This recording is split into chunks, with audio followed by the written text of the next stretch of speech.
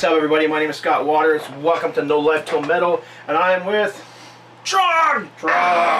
and we are here to do Kiss! Kiss. Yes. You wanted the best and you got it.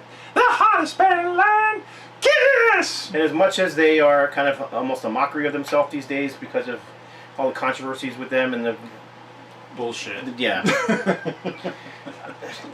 I'm still a Kiss geek at heart. That's just Oh yeah, I grew up with them. It's hard to.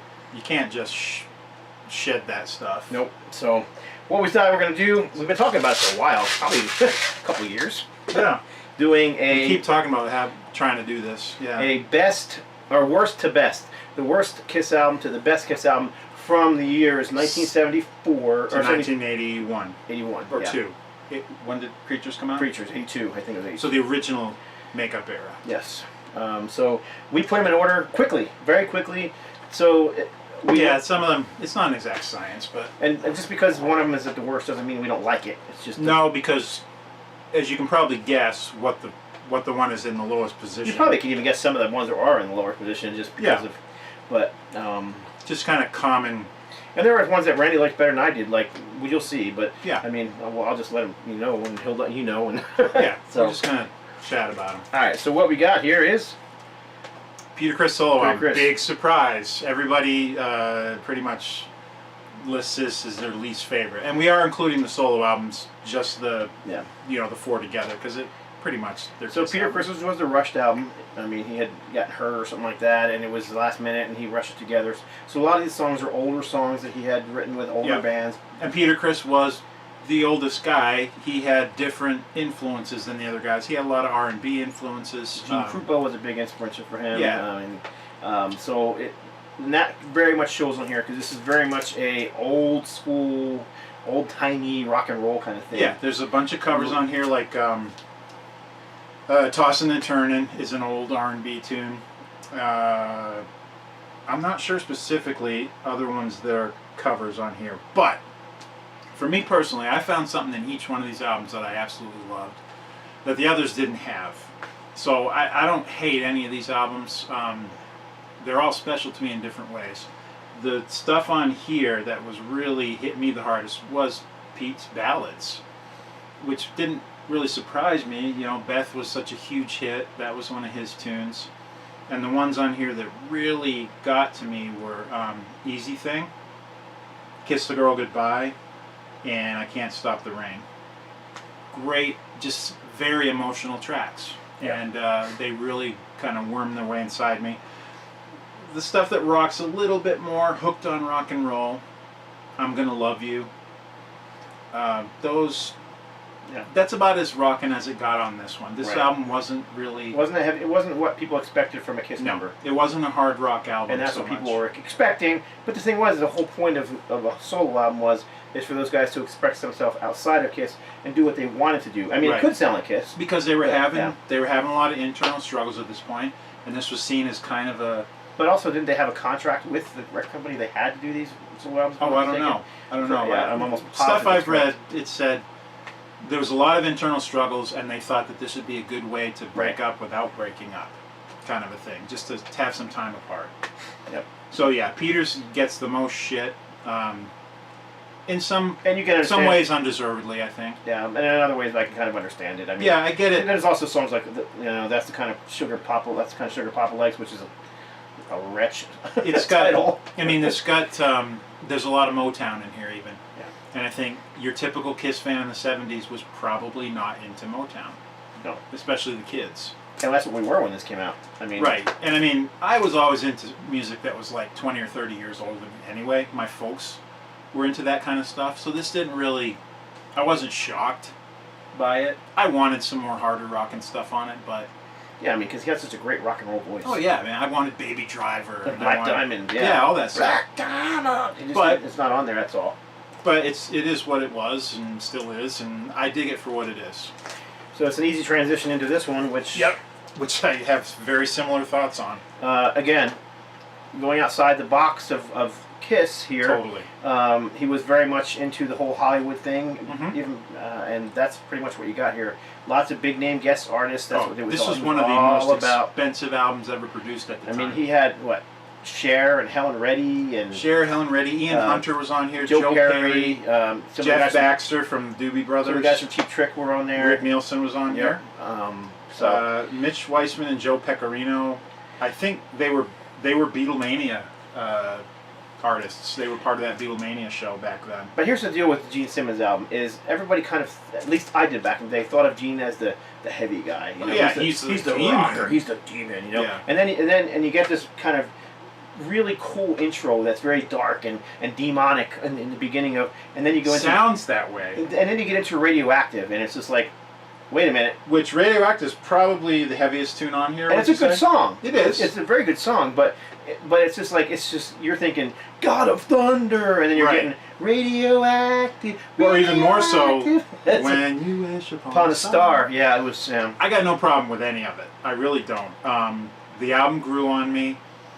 There's stuff on it that, Burning Up with Fever, Tunnel of Love, True Confessions. It's got this kind of like, almost like a black choir feel to some of it. And it's all right. And then he re-recorded a Kiss song on it too, if I'm not mistaken. Yeah, See You in Your Dreams. He did a slightly altered version. It was a more mellow version than the original. Yeah, it was different. Yep. It was almost like this was the way, these were the edits he wanted to see on Rock and Roll Over, and maybe they didn't go that way, so he just did his own version. I don't know. But my favorite cuts on here are when Gene would let his Beatles influence show through, which would be See You Tonight, Mr. Make Believe, and Always Near You, Nowhere to Hide is probably my favorite cut on this album. Great songwriting. But again, it's not really what Kiss fans were looking for. They wanted Kiss albums. And that was just the way I was too. I was a young kid. I was, literally in grade school or middle school, and it just, to me, this was just like, why is Gene Simmons singing a Disney song? I mean, and when you know why he did it, I was much more. I mean, it was definitely weird, but as far as the way I understand it, is Gene learned to speak English by watching movies, Wide World of Disney on weekends and stuff, and so that was a very emotional thing for him. And you can hear his voice breaks in it, like he's crying when he's singing it. Yeah, but it's a bit outside of the fire-breathing, blood-spitting demon image that. Yeah, it's not God of Thunder, which at the time I had no idea that Gene Simmons didn't write God of Thunder. You just assume the songs they sang they wrote. It's a Paul song. Yeah, Paul wrote the song. Yep. So, and I think a lot of it has to do too with the producers they chose to do these different solo albums. I mean, you had Poncia who did this, and that's his style. Vinnie Poncia did Mask too, right? He did, and Dynasty. Right. So very slick. Very slick, and we'll get into more of that later. But I don't know who produced Gene's. I think Mike Gene actually did it, and I think actually they all came with posters. I've got all the fold-out. And they all came with the little inserts where you could buy this stuff. But Peter's came with an additional one that the others didn't. It came with an additional one that just had all the credits listed. And the thank you list. Yeah, the thank you. All of them say to the other three members, but Peter's had an extra guy who I still don't know who it is. And well, there's Michael Ben, to Ace, Paul, and Gene, and to Michael Benvenga. I don't know who a Michael Benvenga is. I'm sure someone does. But yeah, Peter's had, because his was rushed, because it was last minute, they didn't get all the credits on the actual album itself, so they printed the insert. Right. So, all right, next up. That's right. And look at it. Gene's is full. Yeah. Peter's is not. Right. So. Yes. I don't want to feed into the hatred for these albums because I personally do like them. No, like I said, I don't hate any of these albums. No. So I can critique them and say what I don't like or why I didn't like them when I first heard them, but. And most of that is based on expectations. Right. Because as a kid, like I said, I'm a Kiss fan at heart, so I pretty much liked all of it. That was the thing. I was so starstruck by Kiss in 1978 that they could have done pretty much anything, and I would have found a way to like it. Right, and here's an example of that. 1978. Double Platinum. This was just prior to this big solo album thing. Yep, and we were all waiting for the new Kiss album to come out. I mean, we had Kiss Alive, we had Rock and Roll Over, we had Destroyer and Love Gun, and we were all fanatics. I was a fanatic. Totally. We just couldn't wait for the next Kiss album to come out. And what we got was this, which was, this was a Band-Aid. This was them trying to keep the band. It was Kiss's greatest hits, basically. Pretty. I mean, it's a double album. What band that has been around at this point, 4 years? 4 years can put out a double greatest hits album? Not really, but the thing is, it really didn't have any hits other than Beth. But right. with Kiss, and here we got and this is all foil lined, so it ages horribly, but we got the obligatory order form and the double platinum, fake platinum record award. Yep. You can't own this without having those in there. No. If Mine's a little beat up. If you do, you're a poser, right? Oh, totally. I'm a poser anyway. Yeah. So, but we had a re-recorded version of Strutter in there, which. Yep. Strutter 78. It's got some different. It's definitely not an improvement. I don't know that it was re-recorded so much as it was like a remix. I'm pretty sure it was re-recorded. It was re-recorded in '78. Because it sounded a whole lot like the original Strutter. Yeah. But just updated I don't know. sound-wise. I don't know. I could be wrong. Now. I've read so many Kiss books and biographies, and then I get it mixed up sometimes, but it doesn't matter. It's definitely a more upbeat, poppier version of the more heavy sound of the original Strutter. Right. And definitely, I mean, still on the side of the very first Kiss album rather than the version that was on Alive. And I don't think there's anything on here that was other than that. There were a few. What was it? Detroit Rock City. Detroit Rock City doesn't have the intro or the car crash in it. Right. Rock Bottom is not the full song. Just got the intro on that one. I know there's some different versions throughout. I just can't remember what they all were. Yeah. I mean, it's a if you're a Kiss fan, you got it. Oh yeah. But I mean, of course. As far as it being, if someone said what Kiss albums are essential, Double Platinum would not come in No. my. It wouldn't. Well, it's not even in our top 10 because it's just not. It's not a top 10 Kiss album. The only thing to me that really holds any value other than nostalgia is it's got a couple of different versions of the well-known songs, just different mixes or. That's cool packaging. Yeah. Yeah, for the time, it's great. And I liked on the inside, it's got the pictures of them, the kind of embossed. Oh yeah, embossed. Yep. If you held them in the right light, it was almost like you could see them without their makeup on. Which is stupid because they're drawings anyway. But yeah, I was a kid, so I was mooning over this stuff constantly. So next up, let me put this away real quick. The only reason I pulled this one out is because the songs aren't in the back, which is annoying. Oh right. Here, there was a sticker on it initially. It was on the shrink wrap.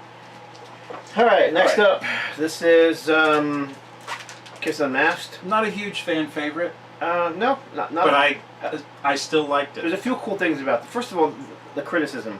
I never understood, and still to this day, why they went with Pontia as the. I mean, so you've got 4 solo albums. The ones that did the best were Ace Frehley and Paul Stanley's. Ace Frehley's by a lot. Oh yeah. The only one that actually garnered a hit, and it was done by Eddie Kramer, who had also worked with Kiss early on, and had done Rock and Roll Over, and and then they tends to bring out Kiss's best true sound. Yeah. And then you've got Vinny, who gave us this kind of watered down sound that was very glossy, especially for '78, and that's who we're going to use to do our next album. And this is 1980. New decade.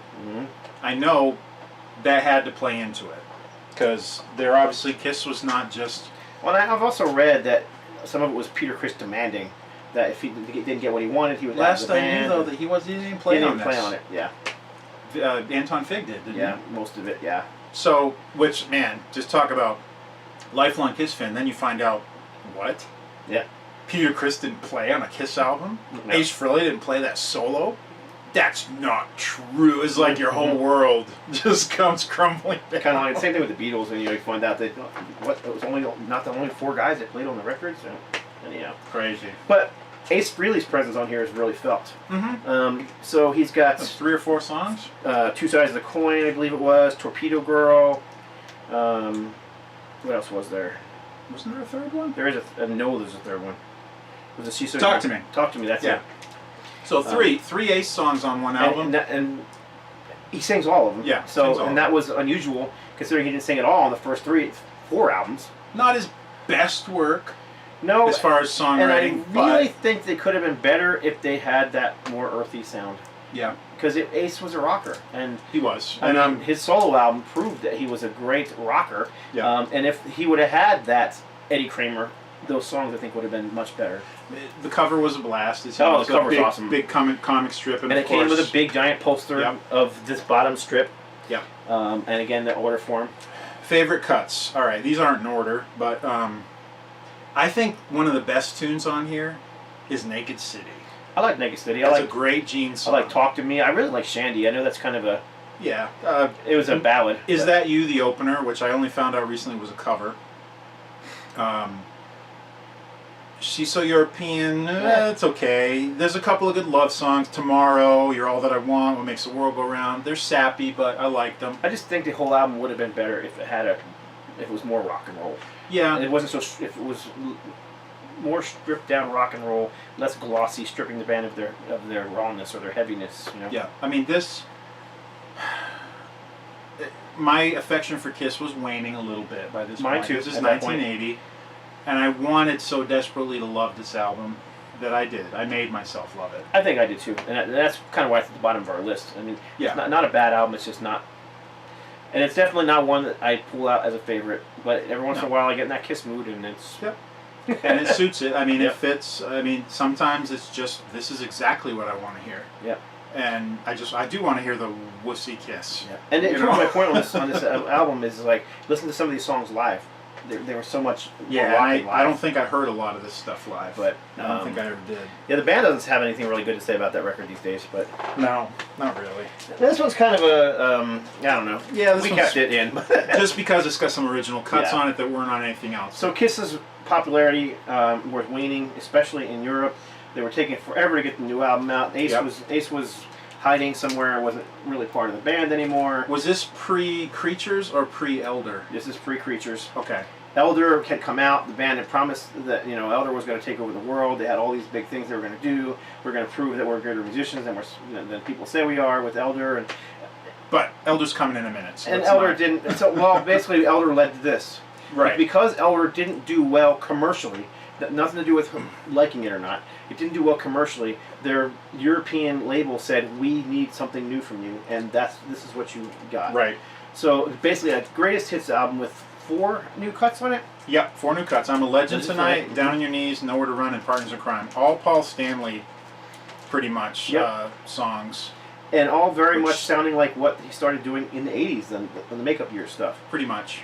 And it's very Paul. And we've got the 2 different covers. One's with the East German altered Kiss logo because of the Yeah, the Nazi SS. Nazi similarity. And that's actually the more common version, which is unusual. When I found this, I didn't even know one existed with the regular. Because it was this label, the German label, that Right. was after this. Which so. is, I think, Phonogram? Yeah, this is on Phonogram. Yeah, Phonogram. Phonogram Casablanca. So Yeah. but yeah, I mean they're good songs. They're not anywhere near as heavy as Creature stuff. No, but, and the rest of this is just the greatest hits from, yeah, the first album through Love Gun, which is just Cold Gin, Love Gun, Shout It Out Loud. I mean your standard stuff. Detroit made Rock for City, loving Got you, Thunder. rock and roll all night. Yeah, it's live nothing- version of Rock and Roll Night, of course. Right. Yeah, but I mean those songs are good. It's just funny. They're kind of forgettable, Okay. really. This, I mean, this could probably have gone a lot lower. probably. I probably enjoy Unmasked and the 2 solo albums more than I do this. At the Probably. time, I remember being like, "Oh my God, new Kiss!" Yeah, But and the front they made it look like it was going to be it's the Elder look. but it looks like it's going to be a rockin' album, and Yeah. it's just look at Gene. I mean, Gene just looks. And Ace is pictured, but I don't think Ace played on any of those songs at all. Probably not, He was because pretty he much out barely of the played picture. on. He barely played on Elder. I don't think he played on Creature of the Night at all. He played it. Yeah, the stuff. We'll get to Elder. All right. This one would have gone way up higher on my list, but because we kind of combined, I wasn't as into this one. I don't play this one anywhere near as much as I did as a kid. But when this came out as a kid, I worshipped this record. Oh yeah, I mean when I got it, it was like, oh, Kiss. It's not just the music. I mean, the music is obviously Right. it's bombastic, and it's all songs from the 3 albums that preceded it. There's Right. no songs from the early album. There's no repeats from Alive. Right. Um, My favorite part of this album is the studio cuts. side on so, side 4. So let's talk about the studio cuts first. So you've Yeah. got All American Man, Great tune. Great Paul Stanley rockin' track. Rockin' in the USA.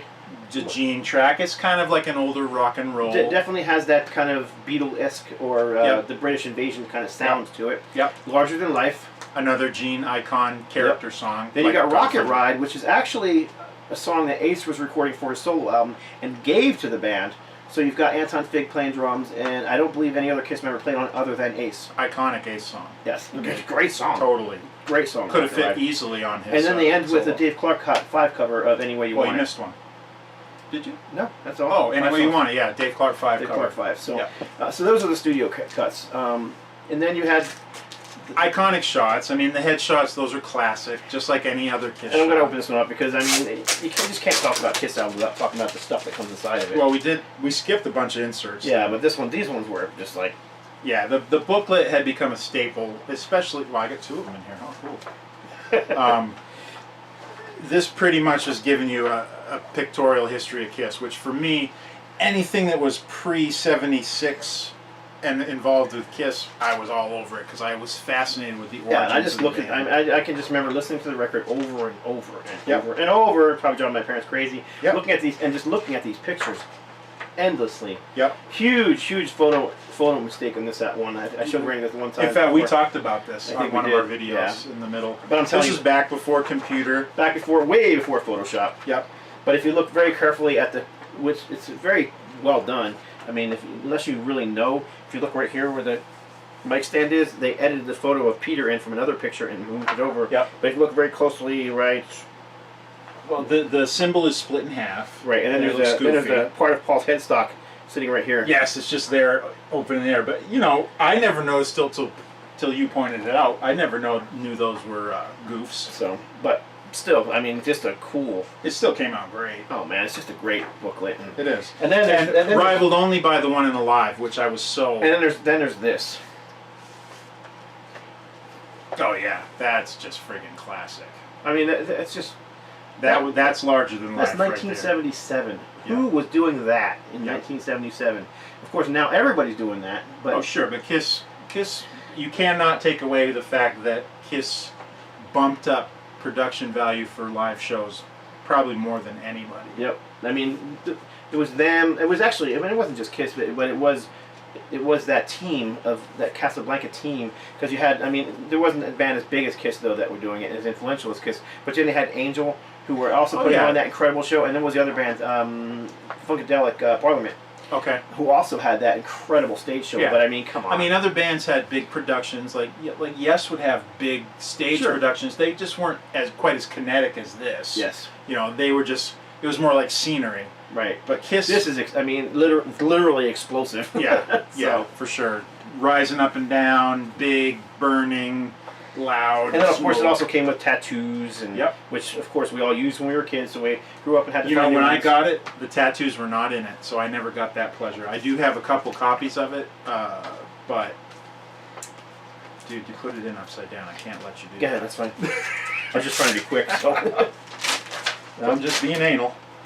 so anyhow, Yeah, my tattoos like are I in said, this I would one. have put it up much higher, just because it isn't an album I listen to as much as I would another Kiss album. I do still listen to Kiss quite a bit, but it's just not the album I pull out first. No. And if Um, I do, it's those studio cuts. Because for me, the live cuts leave me wanting. I think the sound is so different and the performance is so different than what was on the first Alive that it just kind of left me cold. I just didn't care for the live versions of these songs. They didn't outdo the studio versions for me. You know what I mean? So it wasn't that same kind of rush that the first Alive was. But All right, next up. this is more Kiss Light, Kiss Yep. Disco even. Yeah, and that's they were accused of going disco on here, and of course you did have, which became a huge shift for them. Oh, I Was Made for Loving You, and Yeah.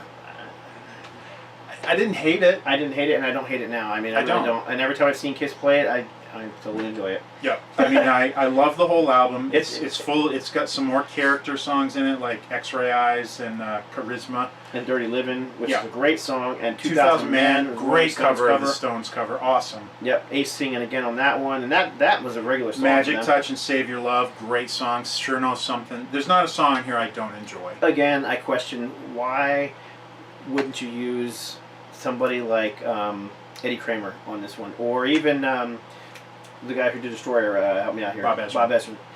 We used again Vinnie Poncia, who did the Peter Criss album. So what do you get? You got kind of a watered down production. It just it robs the band of their rock True. and roll. And I guess on the upside of that, we have a fairly diverse sound when it comes to Kiss's catalog, especially the early stuff, when it was really noticeable. Not so much these days, because everything is so overproduced that Yeah. it's really hard to hear those distinctions. But with every Kiss album, you kind of get a different sound on every one. Yeah. Almost as much as you get a different look. Yeah. So, yeah, I mean, could it have been heavier and more raw? Yeah. In a perfect world, it could have been. Yeah, but I mean, Still enjoyable though. Listen to those songs live. But the other thing is I want to mention on this one is it always bothered me that Peter Criss's makeup was uneven. To this day, it drives me nuts. Yeah. And there's a giant poster that came with this one, and it's not like that on there. So why was it like that on here? Probably different photo sessions. And this they started incorporating the colors more. Yes. Like Ace has got blue in his makeup, Pete's got green. And that came off of their solo albums. Right, and Gene's got the kind of red, a little bit around his eyes, but I think that's just his eyes. I don't really see the purple. Paul didn't have the purple at all. But it seemed like that was becoming, as much as the characters were unique, those color schemes were also unique to them because of the solo albums. Yep. Cool. All right. This album just rocked. I admit, This was, of the 4 Kiss albums, this was the most Kiss-like. and this was not my favorite when it came out, but this is one I've grown to love more. Yeah. As time Great went on. songwriting. This Very is good songwriting from Paul. Great vocals. I mean, for all the guy intents, he could sing. yes, for all intents and purposes, all 4 of them sang, but Paul was the lead singer. As far as I'm concerned, Paul was the main guy, followed by Gene, then Peter, and then Ace. But every song on here, I mean, Paul was the romantic stuff, so there's some real good love songs, but there's some rockin' shit on here too. Right, and I love this, but even the slower songs I love on here. Yep. Like Tonight You Belong to Me. That's a great song. There's a good balance between, the balladic and the heavy stuff, even within the same songs. It's very well written. I've always thought "Hold Me, Touch Me" was kind of another Wretch title. It's just It's sappy. It's sappy, but I love it. But it's great. It is a good song, and there's just not a song on here I don't like. I always imagine singing that to my girl, that kind of shit when you're like 10 years old. I don't know if Paul could still like. I know he did some solo tours back in the '90s and the 2000s where he played a lot of this stuff live. I would love to have had him actually just play this whole album live. Yeah. I don't know if he could. And Paul has had a couple of solo albums, or just one since this. I think just one. Live to Win. Yeah. I don't think it's even close. It's okay. He was very time, of the times. It was 90s. Yeah. Yeah. So of course, because it was 90s, he had to, try to be grungy and Yeah. Well, anyhow, this is very well done, and I think honestly, it fits well with Dynasty. If you would have asked me in 1978, if you would have asked me in 1988, this album would have come second to Ace Frehley's. Now I like it as much as Ace Frehley's. Yeah, I could probably say that too. But having said that.